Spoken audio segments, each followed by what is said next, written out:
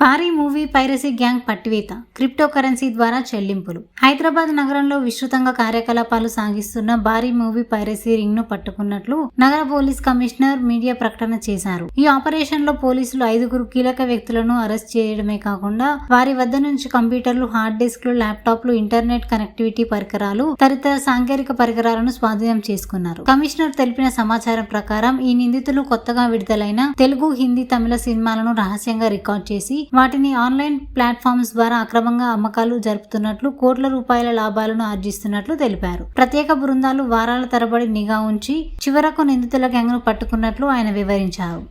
సినీ పరిశ్రమను దెబ్బతీసే పైరసీ మాఫియాపై ఎవరు ఉపేక్షించమని, పైరసీకి పాల్పడిన వారిపై కఠిన చర్యలు తీసుకుంటామన్నారు. ప్రజలు కూడా థియేటర్లో సినిమాలు చూసి పరిశ్రమను ఆదుకోవాలని పిలుపునిచ్చారు. ఈ ఆపరేషన్ విజయవంతం కావాలని సైబర్ క్రైమ్ పోలీసులు, టాస్క్ ఫోర్స్, స్థానిక పోలీస్ స్టేషన్ల సిబ్బంది సమానత్వంతో పనిచేయాలని కమిషనర్ ప్రశంసించారు. ప్రస్తుతం కేసు దర్యాప్తు కొనసాగుతుండగా ఈ గ్యాంగ్ కు సంబంధించి మరికొన్ని వ్యక్తుల పేర్లు బయటకు వచ్చే అవకాశం ఉందని పోలీసులు పేర్కొన్నారు. ఇది హైదరాబాద్ నగర పోలీసుల తరపున మూవీ పైరసీపై సాధించిన ఒక పెద్ద విజయంగా పరిగణిస్తున్నారు అధికారులు.